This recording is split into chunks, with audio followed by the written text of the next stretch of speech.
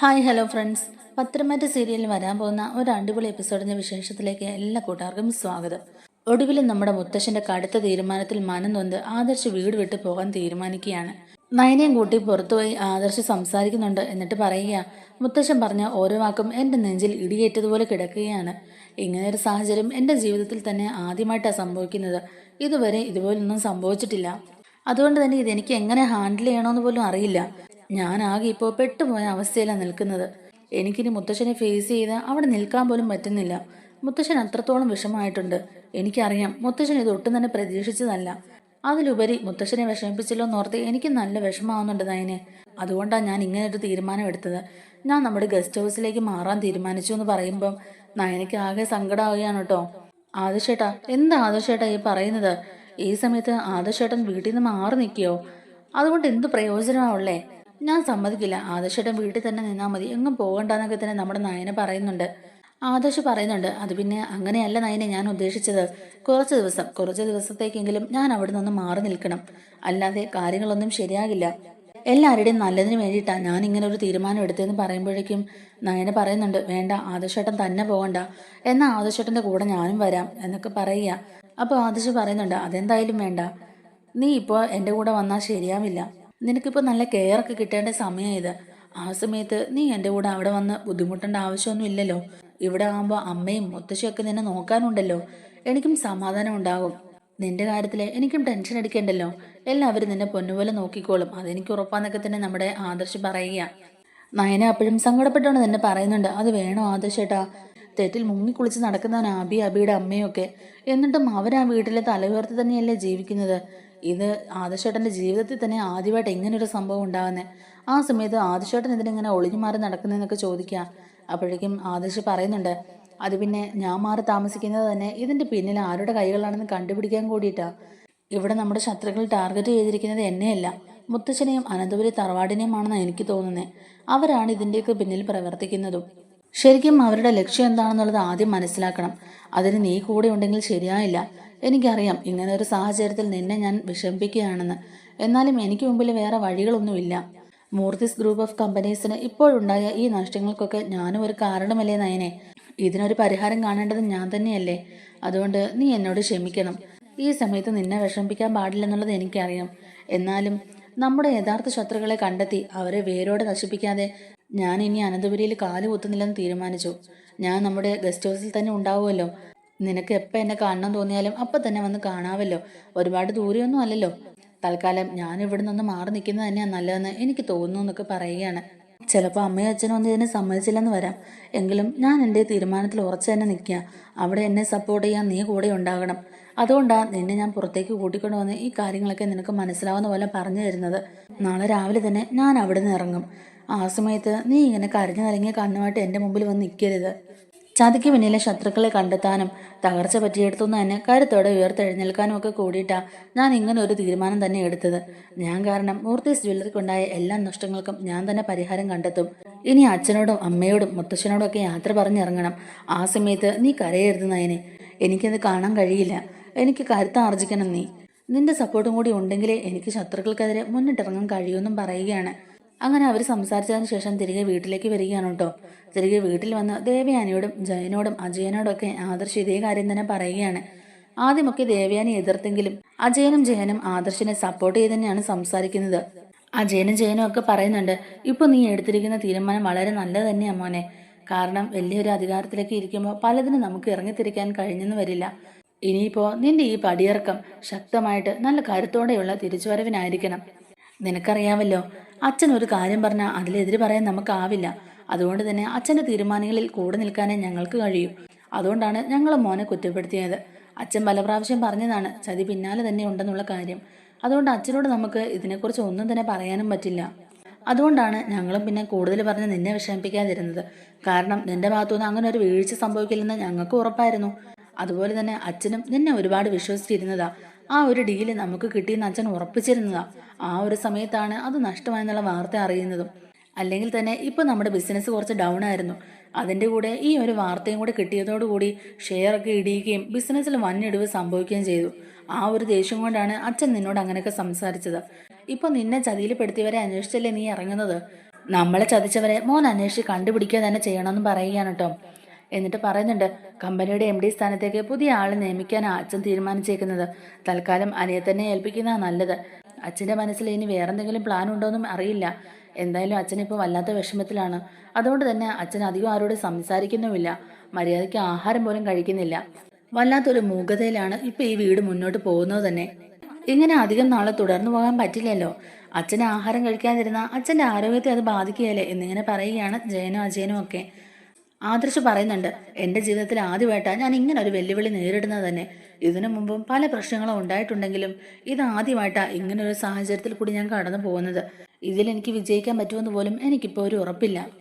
അതുകൊണ്ടും കൂടിയാ എനിക്കിവിടെ നിൽക്കാൻ ബുദ്ധിമുട്ടാന്ന് ഞാൻ പറഞ്ഞത്. പ്രത്യേകിച്ച് മുത്തച്ഛനെ ഫേസ് ചെയ്യാനും എനിക്ക് വയ്യ. മുത്തച്ഛൻ്റെ വിഷമം കാണുമ്പോൾ എനിക്ക് സഹിക്കാൻ കഴിയുന്നില്ല.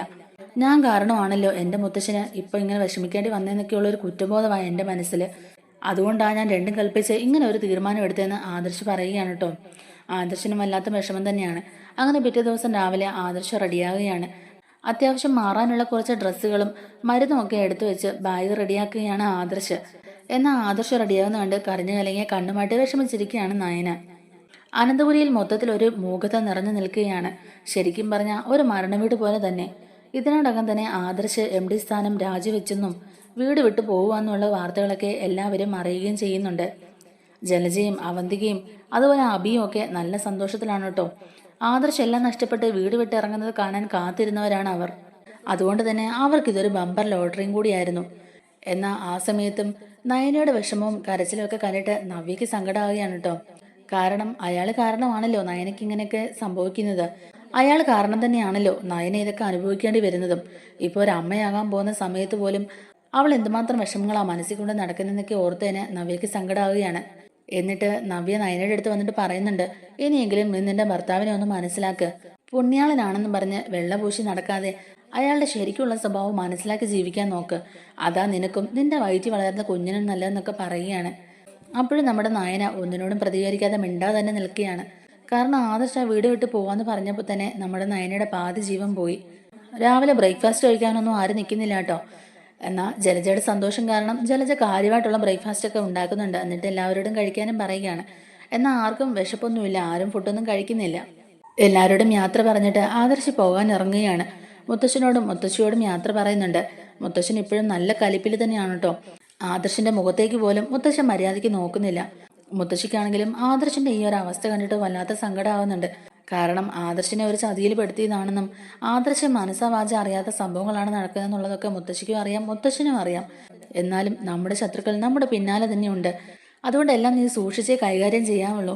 കഴിക്കുന്ന ഫുഡ് മുതൽ കുടിക്കുന്ന വെള്ളം വരെ എല്ലാത്തിലും നീ ഒന്ന് സൂക്ഷിക്കണം എന്നൊക്കെ മുത്തശ്ശൻ പ്രത്യേകം പറഞ്ഞു വിട്ടതാണ്. എന്നിട്ടും ആ ഹോട്ടലിൽ കൊടുത്ത ജ്യൂസ് കുടിച്ചിട്ടാണല്ലോ ആ ഒരു ഡീല് തന്നെ നമുക്ക് കിട്ടാതെ പോയതും. ആ ഒരു ദേഷ്യം മുത്തശ്ശൻ്റെ മനസ്സിൽ നിന്ന് പോകുന്നേയില്ല.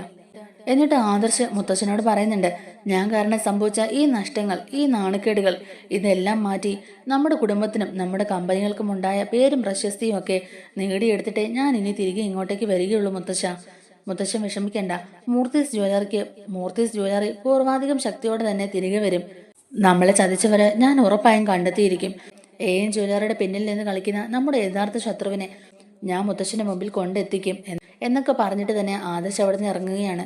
നയനും ദേവയാനും കരഞ്ഞോണ്ട് തന്നെ ആദർശനെ യാത്രയാക്കാനായിട്ട് മുറ്റത്ത് വന്ന് നിൽക്കുകയാണ് കേട്ടോ. ആദർശ് നേരെ ഗസ്റ്റ് ഹൗസിലേക്ക് തന്നെയാണ് പോകുന്നത്. അങ്ങനെ ഗസ്റ്റ് ഹൗസിലേക്ക് പോയിട്ടും ആദർശന് ഒരു സമാധാനവും ഇല്ല. ആദർശം വല്ലാത്തൊരു മാനസിക വിഷമത്തിൽ തന്നെയാണ്. കാരണം നയനേനെ ഇങ്ങനെ ഒരു സാഹചര്യത്തിൽ വിട്ടിട്ട് വന്നതും താൻ കാരണമാണ് ഇപ്പം അനന്തപുരി തറവാടിന് മൊത്തത്തിലൊരു നാണക്കേട് ഉണ്ടായതെന്നും ബിസിനസ്സിലും നഷ്ടം വന്നത് താൻ കാരണമാണെന്നൊക്കെയുള്ള ഒരു കുറ്റബോധം ആദർശിന്റെ മനസ്സിലുണ്ട്. അതുകൊണ്ട് തന്നെ ഒന്നും കാര്യമായിട്ട് ചെയ്യാനുള്ളൊരു മൂഡൊന്നുമില്ല ആദർശിന്. എന്നാൽ ആദർശ് അവിടെ നിന്ന് പോയതിനു ശേഷം ഉടനെ തന്നെ അവന്തിക നാഗേന്ദ്രനെ വിളിച്ചിട്ട് കാര്യങ്ങളൊക്കെ പറയുകയാണ് കേട്ടോ. അവസാനം ഒടുവിൽ മൂർത്തിമുത്തശ്ശന്റെ വിശ്വസ്തനായ കൊച്ചുമോൻ ഈ വീടിന്റെ പടിയിറങ്ങി പോയെന്നും പറഞ്ഞ് അവർ സന്തോഷിക്കുകയാണ്. മൂർത്തീസ് ജ്വല്ലറിയുടെ നെടുന്തൂണായ ആദർശ് വീട് വിട്ട് ഇറങ്ങി.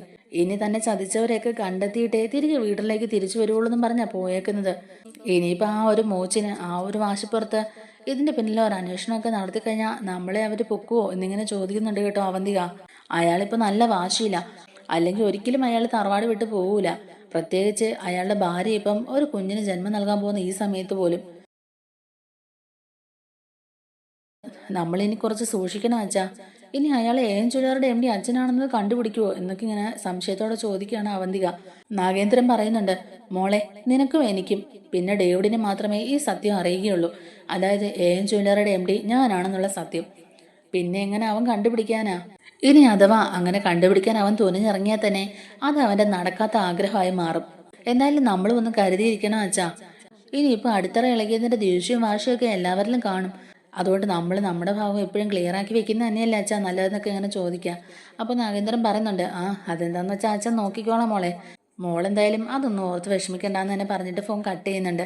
എന്നിട്ട് നാഗേന്ദ്രൻ ഡേവിഡിനെ വിളിച്ച് പറയുകയാണ് കേട്ടോ, എടോ നമ്മൾ പ്ലാൻ ചെയ്ത പോലെ തന്നെയാണ് കാര്യങ്ങളൊക്കെ മുന്നോട്ട് പോകുന്നത്.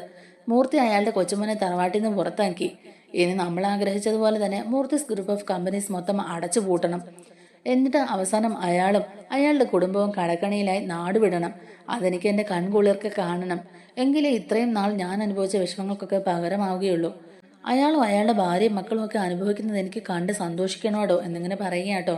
അപ്പോൾ ഡേവിഡും പറയുന്നുണ്ട്, നമ്മൾ വിചാരിച്ചതുപോലെ തന്നെ നടക്കും സാർ. എല്ലാം നമ്മുടെ കൈപ്പിടിയിൽ ഒതുങ്ങും. ഇപ്പൊ നമ്മുടെ പ്ലാൻ പ്രകാരമല്ലേ എല്ലാം നടക്കുന്നത്. എന്തായാലും ആ ഡീല് നമുക്ക് കിട്ടിയതോടുകൂടി തന്നെ മൂർത്തിസ് ഗ്രൂപ്പും ഒക്കെ തകർന്നടിഞ്ഞു പോയില്ലേ. ഇനി അതൊക്കെ പഴയ അവസ്ഥയിലേക്കൊന്ന് എത്തണമെങ്കിൽ തന്നെ കുറെ നാൾ എടുക്കും സാർ. അവസാനം സാർ ആഗ്രഹിച്ചതുപോലെ തന്നെ എല്ലാം സാറിന്റെ കൈകളിലേക്ക് എത്തും. അതിനി അധികം സമയമൊന്നും വേണ്ടി വരത്തില്ല എന്നൊക്കെ പറഞ്ഞിട്ട് തന്നെ ഡേവിഡും ഫോൺ കട്ട് ചെയ്യുകയാണ്. അങ്ങനെ നമ്മുടെ നാഗേന്ദ്രൻ എല്ലാം ഓർത്തിങ്ങനെ സന്തോഷിച്ചിരിക്കുകയാണ് കേട്ടോ. അങ്ങനെ ചെന്നൈയിലെ ബ്രാഞ്ചിന്റെ കാര്യങ്ങളൊക്കെ നോക്കാനായിട്ട് പോയ അനി തിരിച്ച് നാട്ടിലേക്ക് വരികയാണ് കേട്ടോ. എല്ലാവരും തന്നെ നല്ല വിഷമത്തിലാണ് കേട്ടോ. ആരുടെ മുഖത്തൊരു സന്തോഷമൊന്നുമില്ല. ശരിക്കും ഒരു മരണവീട് പോലെ തന്നെ ആയിരിക്കുകയാണല്ലോ ഇപ്പം. ചെന്നൈയിലാണെങ്കിലും ഇവിടെ നടക്കുന്ന കാര്യങ്ങളെല്ലാം അപ്പം തന്നെ അനി അറിയുന്നുണ്ടായിരുന്നു. അതുപോലെ തന്നെ ആദർശേട്ടൻ ഗസ്റ്റ് ഹൗസിലോട്ട് താമസം മാറിയ കാര്യങ്ങളും അനി അറിഞ്ഞു. അനി തിരിച്ച് വീട്ടിൽ വന്നതിന് ശേഷം ആദ്യം തന്നെ ഗസ്റ്റ് ഹൗസിൽ ചെന്ന് ആദർശിനെ കാണുന്നുണ്ട്. ആദർശനെ ഒന്ന് സമാധാനിപ്പിച്ചതിന് ശേഷം, ആദർശേട്ടൻ തിരികെ തറവാട്ടിലേക്ക് തന്നെ വരണം. നമ്മുടെ മുത്തച്ഛനെ നമുക്കറിയാമല്ലോ. അപ്പോഴത്തെ ആ ഒരു ദേഷ്യത്തിന്റെയും സങ്കടത്തിന്റെയും പുറത്താ മുത്തച്ഛൻ അങ്ങനെയൊക്കെ പറഞ്ഞത്. അതൊന്നും ആദർശേട്ടൻ മനസ്സിൽ വെച്ചേക്കരുത്. അതൊക്കെ വിട്ട് കളയണം ആദർശേട്ടാ. അതുകൊണ്ട് ആദർശേട്ടൻ അതൊക്കെ ഇങ്ങ് വിട്ട് കളയണം. തറവാട്ടിലേക്ക് തന്നെ തിരിച്ചു വരണം. അറിയാമല്ലോ, നയനെടുത്ത് നല്ല വിഷമത്തിലാ. മര്യാദയ്ക്ക് ആഹാരം പോലും നയനെടുത്ത് കഴിക്കുന്നില്ല. ഇപ്പോഴത്തെ സമയത്ത് ഇങ്ങനെ ആഹാരം കഴിക്കാതിരിക്കുന്നതും ഇത്രയധികം സങ്കടപ്പെട്ട് ഇങ്ങനെ കരഞ്ഞുകൊണ്ടിരിക്കുന്നതൊക്കെ നല്ലതാണോ ആദർശേട്ടാ? അത് ആ കുഞ്ഞിനെയും ബാധിക്കത്തില്ലേ? അതുകൊണ്ട് ആദർശേട്ടൻ പെട്ടെന്ന് തന്നെ തിരിച്ച് വീട്ടിലേക്ക് വരണമെന്നൊക്കെ അനി പറയുകയാണ്. അവരങ്ങനെ ബിസിനസിന്റെ കാര്യങ്ങളും കമ്പനിയിലെ കാര്യങ്ങളും ഒക്കെ സംസാരിച്ചുകൊണ്ടിരിക്കുന്ന കൂട്ടത്തിൽ തന്നെ ആദർശ് പറയുന്നുണ്ട്, ഇതിന്റെയൊക്കെ പിന്നിൽ അഭിയാണോന്ന് എനിക്ക് നല്ല സംശയമുണ്ടെന്ന്. നമ്മുടെ വീട്ടിൽ തന്നെയുള്ള ആരോ ആണ് നമ്മുടെ ശത്രുക്കൾക്കെല്ലാം അറിയിച്ചു കൊടുക്കുന്നത്. അഭിയെ തന്നെയാണ് എനിക്ക് നല്ല സംശയം. കാരണം നവ്യേനെ ഉന്തിത്തള്ളി അവൻ ആ എൻ ജ്വല്ലറുടെ പരസ്യത്തിൽ അഭിനയിക്കാൻ വിടുന്നില്ലേ? ഇനിയിപ്പോൾ അവന്റെ കൈകൾ തന്നെ ആയിരിക്കോ ഇതിന്റെയും പിന്നിലെന്നിങ്ങനെ ആദർശ സംശയത്തോടെ പറയുമ്പോഴേക്കും അനി പറയുന്നുണ്ട്, ആദർശേട്ടാ അഭിയെ ഞാൻ ആദ്യമൊക്കെ സംശയിച്ചിരുന്നു. എങ്കിലും പിന്നെ എനിക്ക് മനസ്സിലായി അഭി അല്ല ഇതിന്റെ പിന്നിലെന്ന്. ഒരാവശ്യമില്ലാതെ അഭിയെപ്പോലെ ഒരു നെറുകെട്ടവനെ അവര് സഹായിക്കേണ്ട കാര്യമൊന്നുമില്ലല്ലോ. പിന്നെയും എനിക്ക് സംശയം നവ്യേട്ടത്തിനെയും അതുപോലെ അവന്തികയൊക്കെയാണെന്ന് തന്നെ നമ്മുടെ അനി പറയുകയാണ് കേട്ടോ. നവ്യേട്ടത്തി പിന്നെ ഇപ്പൊ ജോലി ചെയ്യുന്നത് എൻ ജ്വല്ലർക്ക് വേണ്ടിയിട്ടാണല്ലോ. അതുകൊണ്ട് അവരോടുള്ള കൂറ് കാരണം നമ്മുടെ വീട്ടിലെ കാര്യങ്ങളൊക്കെ പറയുന്നതാണെങ്കിലോ. പിന്നെ അവന്തികയുടെ സ്വഭാവ മാറ്റം എനിക്ക് അങ്ങോട്ട് വിശ്വസിക്കാനായിട്ടില്ല. അയർലൻഡിൽ പോയി പഠിത്തമൊക്കെ കഴിഞ്ഞു വന്നപ്പം അവൾ ആകെ മാറിയെന്ന് എല്ലാവരും പറയുന്നുണ്ട്. എന്നാലും എനിക്കെന്തോ അങ്ങനെ വിശ്വസിക്കാൻ തോന്നുന്നില്ല. അവളും അവളുടെ അമ്മേനെയും അവളുടെ ഏട്ടനെയും പോലെയൊക്കെ തന്നെയാണോന്നാ എന്റെ സംശയം എന്നിങ്ങനെ നമ്മുടെ അനി പറയുന്നുണ്ട്.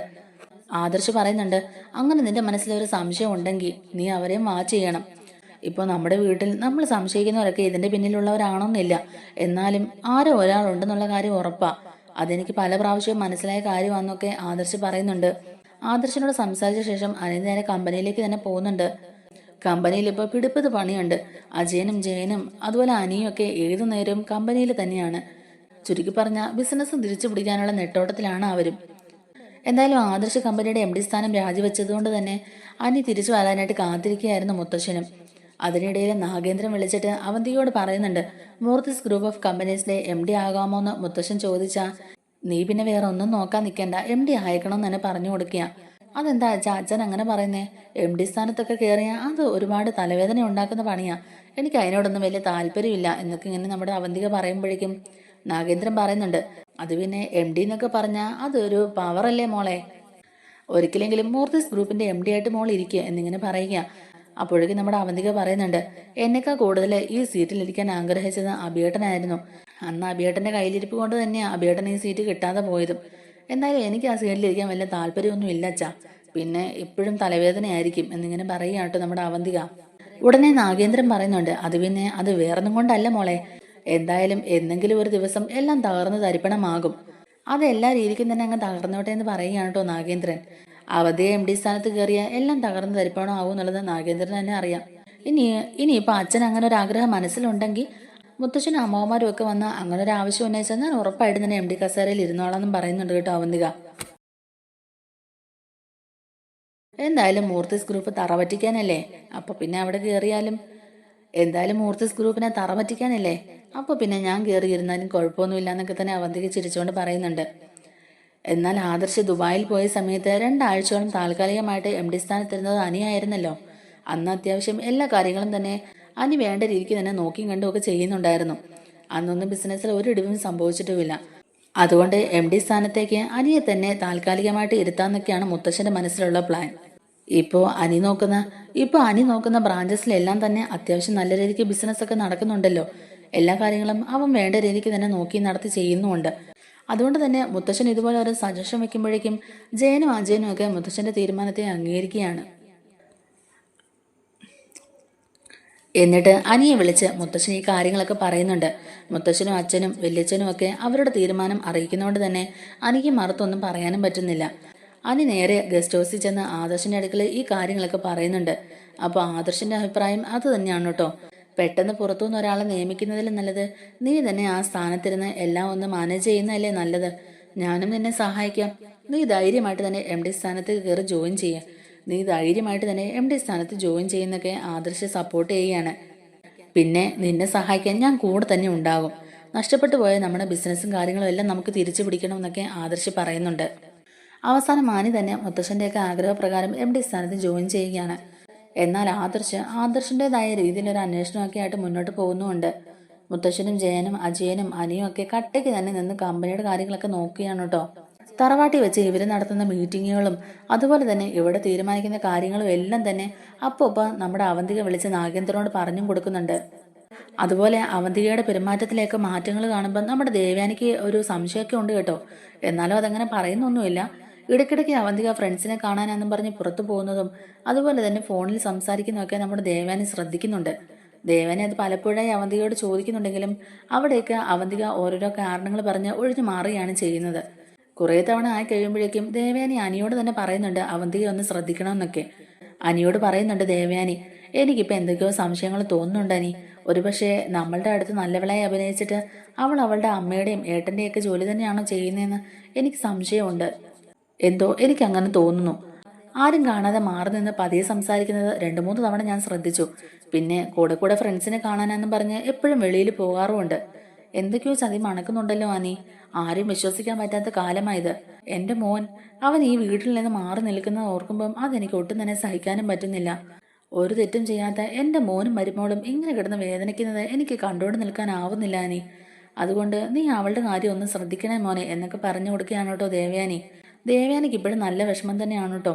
അനിയാണെങ്കിലും ആദർശിനെ കാണാനായിട്ട് എപ്പോഴും ഗസ്റ്റ് ഹൗസിലേക്ക് ചെല്ലുന്നുണ്ട്. ഇപ്പോഴും കമ്പനിയുടെ കാര്യത്തിലാണെങ്കിലും അല്ലാതെ വേറെ എന്ത് കാര്യത്തിലാണെങ്കിലും എന്തോ സംശയം ഉണ്ടെങ്കിലും ആദർശിന്റെ അടുത്ത് ഓടി ചെല്ലുന്നുണ്ട് കേട്ടോ അനി. വല്യമ്മയ്ക്ക് അവന്തിക എന്തോ സംശയമുണ്ട്. അവളുടെ പെരുമാറ്റത്തിലും അവളുടെ പോക്കിലും വരവിലൊക്കെ എന്തോ ഒരു തകരാറുണ്ടെന്നൊക്കെ വല്യമ്മ സംശയിക്കുന്നു എന്നൊക്കെ തന്നെ. അവളുടെ പോക്കിലും വരവിലും എന്തൊക്കെയോ ഓരോ തകരാറുകൾ ഉള്ളതായിട്ട് വല്യമ്മയ്ക്ക് ഫീൽ ചെയ്തു. അത് വല്യമ്മ എന്നോട് പറയുകയും ചെയ്തു. ഇനിയിപ്പോൾ അവന്തികയാണോ ഏഞ്ചുലർക്കാരെ സഹായിക്കുന്നത് എന്നിങ്ങനെ ഒരു സംശയത്തോടെ തന്നെ അനി ആദർശിനോട് ചോദിക്കുന്നുണ്ട്.